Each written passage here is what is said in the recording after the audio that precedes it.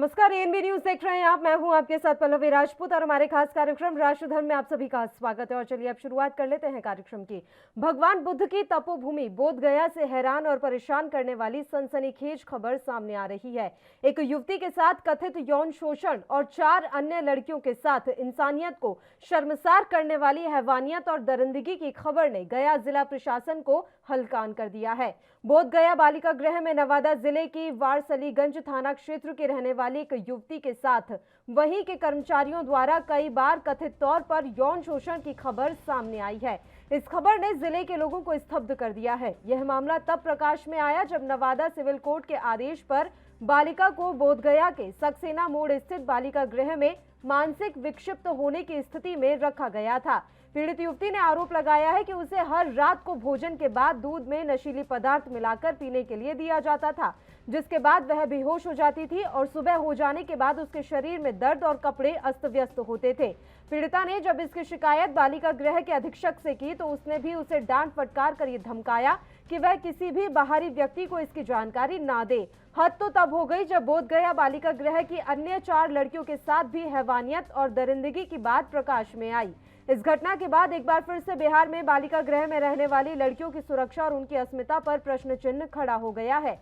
इस घटना की गंभीरता को देखते हुए जिले से लेकर राजधानी पटना तक प्रशासनिक महकमे में इस समय हड़कंप मचा हुआ है।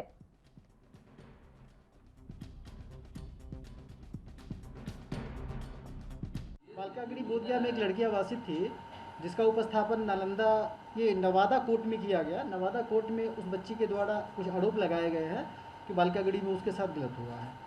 इसके संदर्भ में जिला स्तरीय टीम का गठन किया गया है। राज्य स्तरीय टीम वहां से जांच के लिए चल दी है। जांच के बाद सब क्लियर हो जाएगा वास्तविकता क्या है। जिला स्तरीय टीम भी 2 दिन के अंदर में जांच अपना रिपोर्ट पेश करेगी। उसके बाद फिर हम आप सबको बताएंगे। सर, अभी क्या कार्रवाई की गई है? अभी यही कार्रवाई की गई है कि इसकी जांच की जाएगी। किसी को अच्छा, वास्तविकता ये है कि वहाँ पर 5 महिला पुलिसकर्मी तैनात हैं जो 24 घंटे वहाँ पे रहती हैं। चारों तरफ सीसीटीवी कैमरे लगे हुए हैं। शाम के बाद कोई भी वहाँ पे कोई पुरुष वहाँ नहीं जा सकता। वैसे भी किसी भी निरीक्षण के समय भी कोई पुरुष सदस्य यदि जाता है तो अपने साथ महिला को लेके जाना अनिवार्य है। और जब 5 पुलिसकर्मी महिला पुलिसकर्मी 24 घंटे के लिए तैनात हैं, चारों तरफ सीसीटीवी कैमरा है, तो सच्चाई का पता तो चल ही जाएगा वास्तविकता क्या है ना। तो क्या ये लड़की झूठा आरोप लगा रही है? नहीं, ये तो जांच के बाद क्लियर हो पाएगा। अभी मैं कुछ नहीं कह सकता।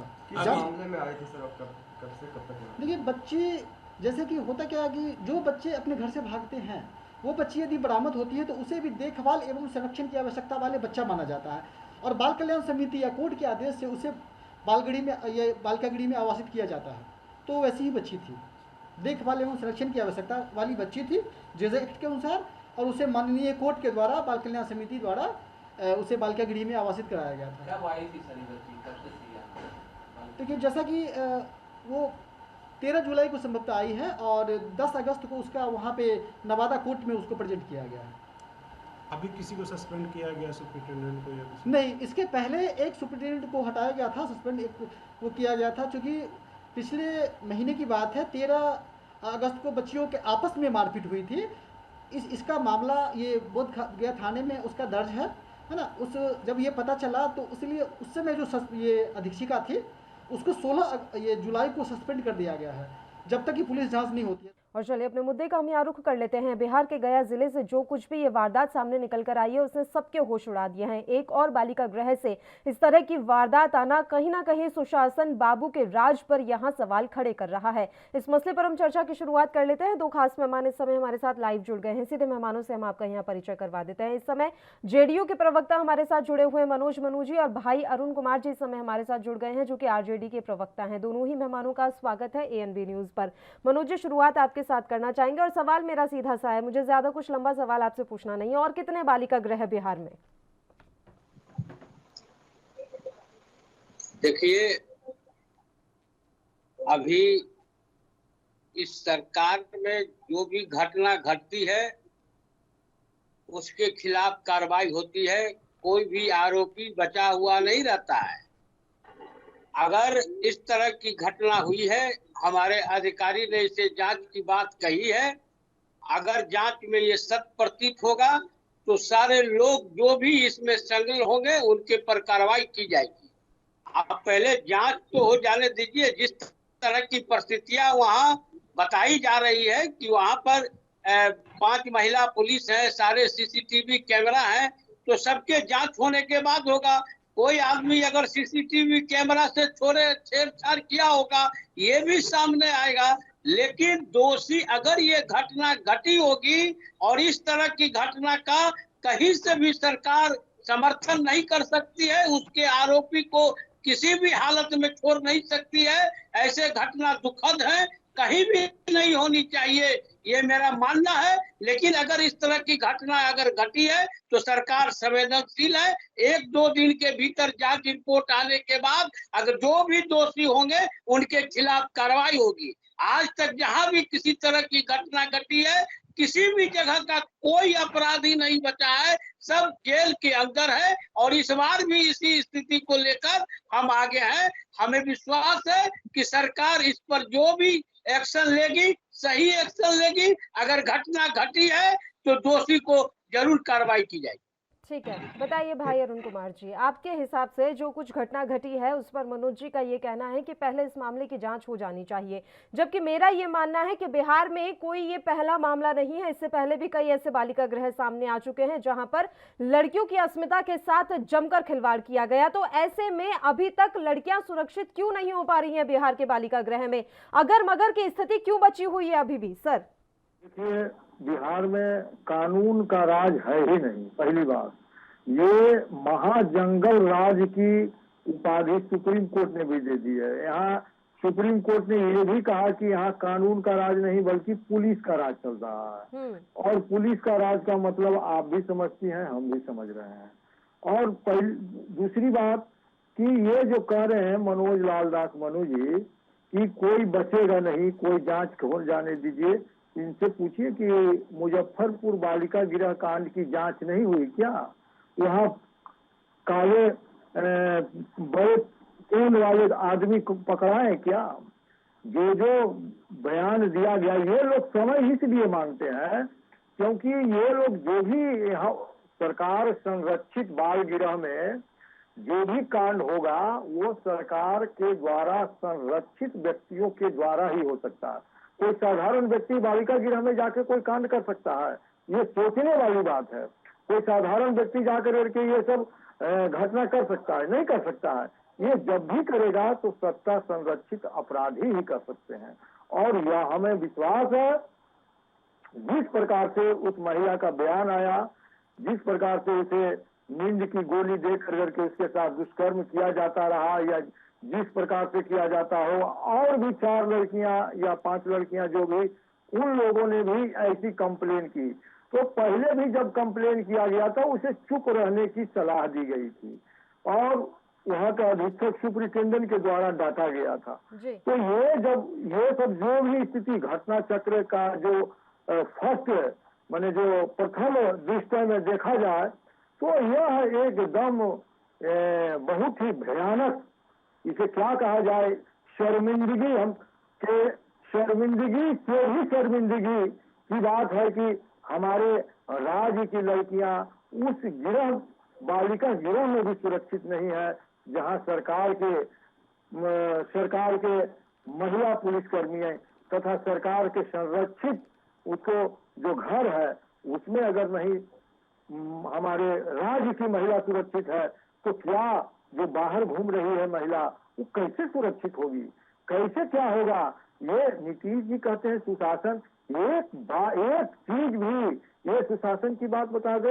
हाल फिलहाल में एक पत्रकार को इतना मारा गया, एक पत्रकार जो गए थे रिपोर्टिंग करने हॉस्पिटल में कोरोना के रिपोर्टिंग करने के लिए, उसको मारा गया। वो मारने वाला कौन था? वो भी सत्ता के संरक्षित उसका हॉस्पिटल था, सत्ता में वो पदधारी थे।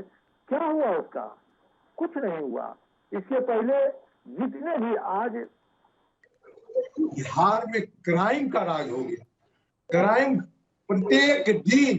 प्रत्येक दिन 6 से 7 व्यक्ति की हत्या हो रही है प्रत्येक दिन। वो तो आपने भी बताया सर, सुप्रीम कोर्ट की एक इतनी महत्वपूर्ण टिप्पणी और उसके बाद भी सरकार की आंखें नहीं खुल रही हैं। मनोज जी, आप कह रहे हैं कि इस मामले की जांच हो जाने दीजिए। मैं तो आपसे ये जानना चाह रही हूँ, मुजफ्फरपुर बालिका गृह कांड के बाद बदल क्या गया? आपने क्या बदल लिया वहां पर लड़कियां कितनी सुरक्षित हो गई? और बालिका गृह जैसी जगहों पर जब इस तरह के जघन्य अपराध होते हैं तो आपकी ही सरकार पर सवाल खड़े होने लाजमी है। नहीं पल्लवी जी, मैं आपकी बात को मैं मान रहा हूँ, लेकिन जो भी घटना घटी है और इस घटना के कोई भी आरोपी रहे हो, चाहे कितने भी सफल, कितने भी पावरफुल रहे हो, उनको इस सरकार ने नहीं बख्शा है। सारे लोग जो भी इसमें लोग संलग्न पाए गए हैं, उनके खिलाफ जो है तो कार्रवाई हुई है, सभी जेल के अंदर बंद है। तो ये हम नहीं कह सकते हैं कि हम घटना के पीछे जो भी लोग हैं, घटना हुआ है ये निंदनीय है, ये दुखद है। अब इस तरह की सरकार ने वहाँ पर व्यवस्था की, पुलिसकर्मी की, महिला पुलिस की तैनाती की, नियम बनाए कि महिला पुलिस को कोई अगर पुरुष आते हैं तो उनके साथ महिला पुलिस ही वहाँ जाएंगी साथ में। इसके बावजूद अगर इस तरह की घटना, ये तो अविश्वसनीय लग रही है और ये जांच होने के बाद भी सामने ही आएगा कि इस घटना के पीछे क्या आप जो ये दावा कर है। रहे हैं कि अपराधी जो है जेल की सलाखों के पीछे होते हैं, ठीक है, मान लिया अपराधी जेल की सलाखों के पीछे होते हैं, लेकिन उसके बाद भी इन आपराधिक कामों में, इनमें क्यों कमी नहीं आ रही है आंकड़ों में? मैं आपसे ये जानना चाह रही हूँ, क्यों अपराध इसी तरीके से हो रहे हैं? आप क्या नजीर पेश कर रहे हैं? नहीं, आंकड़ों की बात जहाँ तक करें तो पिछले साल के तुलना में 2020 से 19 के तुलना में अभी तक 2021 का आंकड़ा कम है। जितने भी घटना हुई है, किसी भी घटना में आज तक कोई अपराधी किसी घटना का गिरफ्तार नहीं हुआ है, फरार नहीं है। आंकड़े पेश किए गए थे उनके आधार पर बात कर रहे हैं आप, जो 3 दिन पहले बिहार पुलिस दावा कर रही थी? नहीं, दावा क्या कर रही थी बताइए ना। विपक्ष के नेता हैं, इनका भी काम है कोई ऐसी घटना बताई कि जिसमें अपराधी नहीं गिरफ्तार हुआ हो।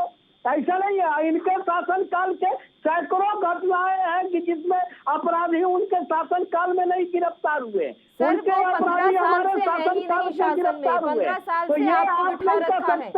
15 साल से बिहार की जनता ने सर माथे पर आपको बिठा रखा है। इसलिए नहीं बिठा रखा कि बालिका गृह में भी लड़कियां सुरक्षित ना रहे, और एक नहीं ना जाने ऐसे कितने बालिका गृह बिहार से सामने आ गए। आपने बालिका गृह की सुरक्षा बढ़ाने के लिए क्या किया है? आप जाने दीजिए अपराधों को, आप जाने दीजिए अपराधों को। आप मुझे इस बात का जवाब दीजिए मनोज जी, मुजफ्फरपुर के बाद आपने बालिका गृहों की सुरक्षा बढ़ाने के लिए क्या कदम उठाए? मुजफ्फरपुर के घटना के बाद तमाम बालिका गृहों में वहाँ पर जिस तरह की सीसीटीवी कैमरा लगाए गए, पुलिस व महिला पुलिस की स्थापना की गई, उनका वहाँ पर रेस्ट्रिक्ट किया गया, उसके बावजूद अगर इस तरह की घटना घटी है, ये बहुत दुखद है। इसमें अगर वो लोग, वहाँ के लोग अगर शामिल होंगे तो उन पर कार्रवाई जरूर की जाएगी। जांच हो जाने दीजिए, सीसीटीवी फुटेज को आने दीजिए, वहाँ के जो स्थिति है उस स्थिति पर आने जाइए। हमारे सारे अधिकारी उस पर इस घटना के बाद से चिंतनीय है। इस तरह की घटना को हम कभी भी टॉलरेट नहीं कर सकते हैं। चाहे इसमें हो सकता है कि किसी पीछे भी हो, कई तरह के इस तरह के आरोप लगे हैं, जांच के बाद उस तरह के आरोप को खारिज किया गया है। ऐसी घटना न घटे, ये हमारी प्राथमिकता है। और उसी तरह से कोई ऐसा बालिका गृह नहीं है कि जो आज सीसीटीवी कैमरा के अधीन में नहीं है। कोई ऐसा बालिका गृह नहीं है जहाँ पर कि वहाँ महिला पुलिस की तैनाती नहीं की गई है। तो हम तो उसको रोकने के लिए सारे काम किए हैं। ये घटना सुनने के बाद, इतने दिनों के बाद जो घटना सामने आई है, ये अविश्वसनीय है। जांच हो जाने दीजिए, दूध का दूध, पानी का पानी सामने आ जाएगा। ठीक है। महिला पुलिस की तैनाती का फायदा क्या रहा जब बच्चे को धमका दिया जाता है कि आप बाहर अभी आप कैसे कर सकते हैं? आप बाहर किसी को बताइएगा, धमका तो उसे नहीं दिया जा रहा है सर। अभी जांच होने दीजिए, जांच में ये सामने आएगा। अगर वो धमकाने की बात सही निकलेगी तो उनको भी बर्खास्त किया जाएगा। बर्खास्त हो चुके हैं, बर्खास्त हो चुके हैं। जो वहाँ पर अधीक्षक मौजूद थे उनकी बर्खास्तगी हो चुकी है। जांच होने तक वो सस्पेंड ही है, जांच होने तक वो सस्पेंड ही है, बर्खास्तगी हो चुकी है। बताइए अरुण कुमार जी, किस बात की हंसी आ रही है सर आपको? कि इनको हंसने के सिवा दूसरा कोई काम थोड़ा अब बात है। सुन लीजिए उनकी। इतना शेर बोल रहे हैं। गला, आपका गला का नीचे वाला नस फट जाएगा। धीरे धीरे बोलिए और जो जानकारी हो वही बोलिए, समझ गए ना। ये आप जो कह रहे हैं कि उनको बर्खास्त कर दिया जाएगा, ये आपको मालूम नहीं है कि वो निलंबित पहले ही की जा चुकी है। ये आपको वो दूसरे कांड में, मारपीट वाले कांड में वो निलंबित की जा चुकी है। तो आप उनको क्या करिएगा? ये उस प्रकार के लोगों को ये कह रहे हैं कि पूरी सुरक्षा की व्यवस्था की गई थी। तो क्या पहले बालिका गृह में सीसीटीवी कैमरे नहीं लगे हुए थे? क्या पहले महिलाओं की प्रतिनियुक्ति नहीं थी? बाल गृह में सभी प्रकार के पहले भी थे, आज भी है, वही स्थिति है, उसमें कोई सुधार नहीं किया गया। इन्हें जो उसकी सुरक्षा के लिए जो और भी कदम उठाए जाने चाहिए थे वो नहीं उठाए गए। जो वाकई में कदम उठाए जाने चाहिए थे उन कदमों में ही कहीं कमी नजर आ रही है। पहल उतनी हो नहीं पा रही जितनी आवश्यकता है। एक छोटे से ब्रेक के लिए हम यहाँ रुक रहे हैं, फौरन हाजिर होंगे।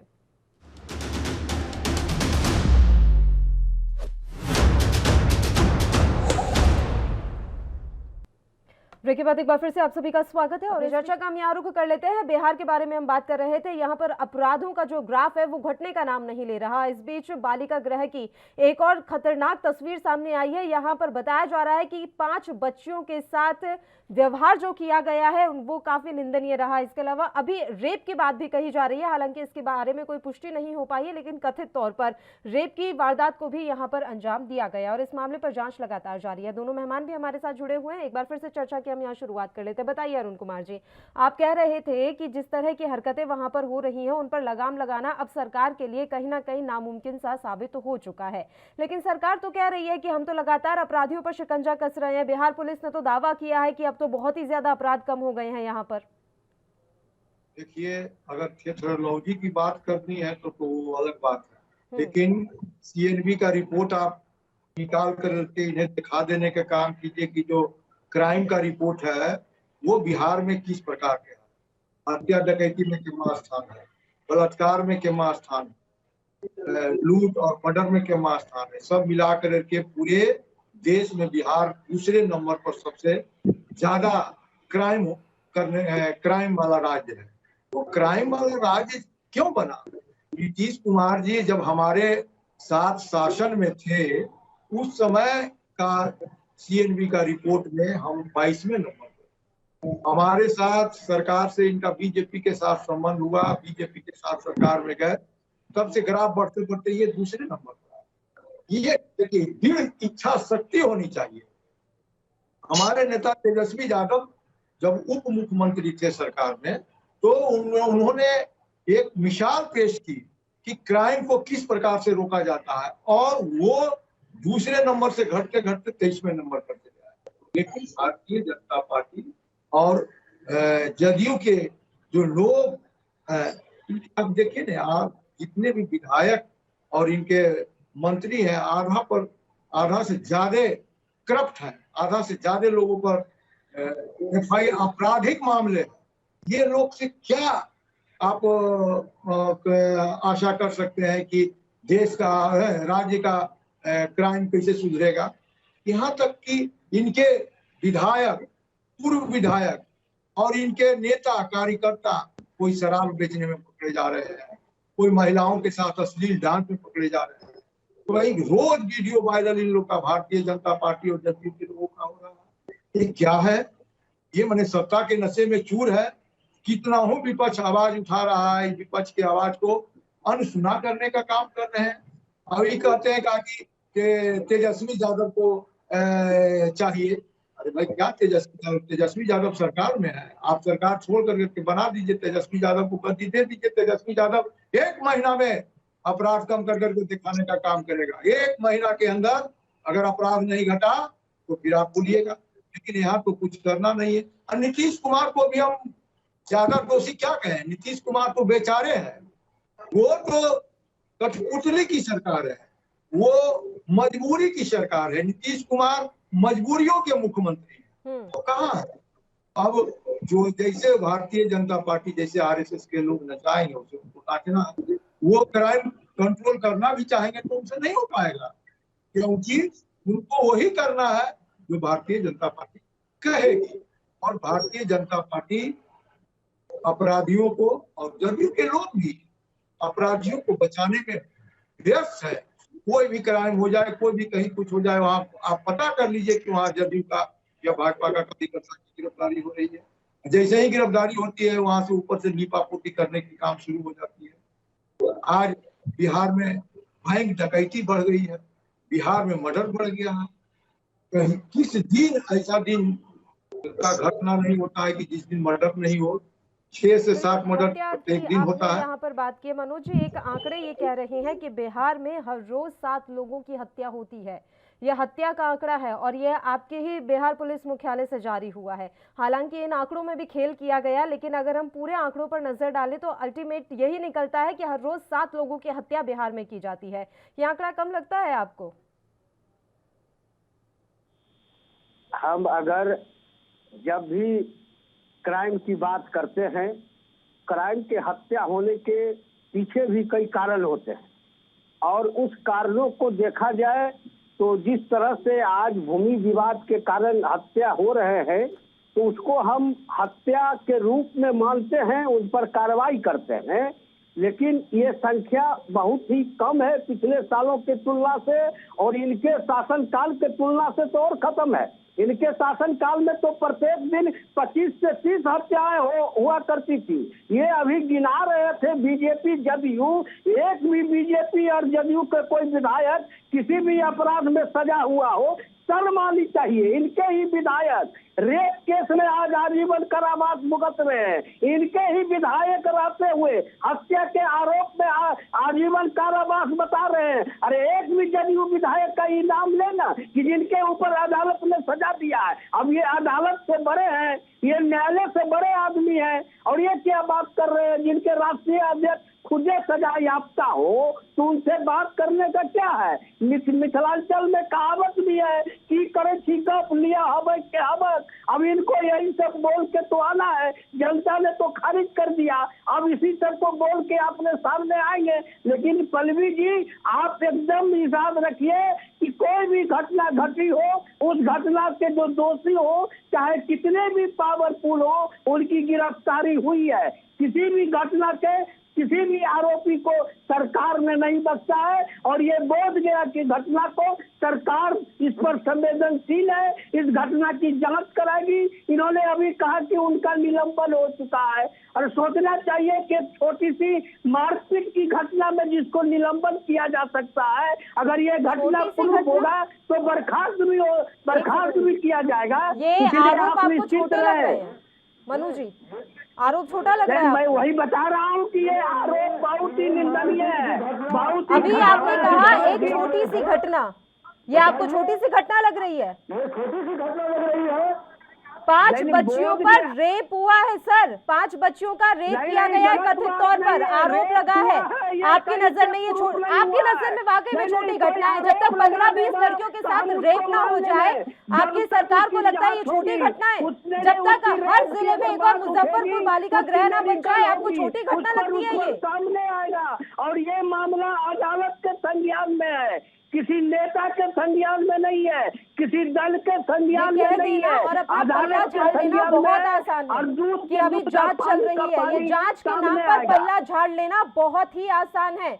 कितना कायरता पूर्वक काम और बयान आप लोग देते हैं। आप सोचिए कि आप कह क्या रहे हैं। आप खुद को सुन रहे हैं मनोज जी, आप खुद को सुन रहे हैं कि मैं बोल क्या रहा हूँ? आप खुद को सुन पा रहे हैं? आरजेडी को कोसने के चक्कर में आप बोल क्या रहे हैं? क्या आप ये सुन पा रहे हैं? सही बातें सामने आएगी, दोषी कोई भी होगा नहीं बचने वाला है।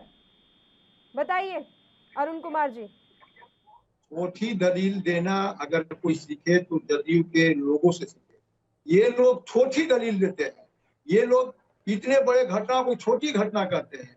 और ये बताइए, ये कह रहे हैं कि बिना सिर पैर की अगर बात ही करते हैं तो बहुत ही तकलीफ होती है। ये कहते हैं कि लालू जी के राज में 25 हत्याएं होती थी और ये होते थे। अगर ये साबित कर दे तो मैं राजनीति छोड़ दूंगा। इन्हें यही नहीं मालूम है कि उस समय की क्राइम रिपोर्ट क्या है, और उस समय के क्राइम रिपोर्ट में कितने स्थान पर बिहार था, आज कितने स्थान पर है। ये अगर बता देंगे तो हम यहीं बैठे हुए हैं। अगर इनको अगर बता दें तो जो कहिएगा सो। हम जान रहे हैं कि इन लोग को कोई मतलब नहीं है, सिर्फ ठोठी दलील देते हैं और ठोठी दलील से लोगों को भर एक ही चीज रट रटा के आते हैं कि लालू जी के राज में ये, अरे लालू जी की राज में ये हुआ कि क्या हुआ वो आप छोड़िए, आप 16 साल से राज कर रहे हैं। और एक घटना मुजफ्फरपुर बालिका गृह कांड की घटना एक पहले हो चुकी है, उससे भी सबक नहीं लिए। हाई कोर्ट ने आपके कार्यकलाप पर टिप्पणी की, छोड़ दीजिए उसको भी, सुप्रीम कोर्ट ने आपके कार्यकलाप पर टिप्पणी की, कहा कि पुलिसिया राज है। फिर भी आप लोग चुपचाप से बैठ करके मूड़ी गाड़ करके बगुला की तरह मूड़ी गाड़े हुए हैं, मछली टप ये टप मामला सामने आया उसमें ये देखने वाली बात रहेगी कि किस तरीके की कार्रवाई होती है या फिर इस मामले में भी बस लीपापोती की जाती है। फिलहाल समय की कमी है, मैं आप दोनों ही मेहमान का शुक्रिया अदा करना चाहूंगी, तमाम चर्चा के लिए आप हमारे साथ जुड़े। और इसी के साथ राष्ट्रधर्म में भी फिलहाल के लिए इतना ही, मुझे दीजिए इजाजत। देश और प्रदेश के तमाम ताजा और अहम खबरों के लिए आप बने रहिए हमारे साथ। नमस्कार।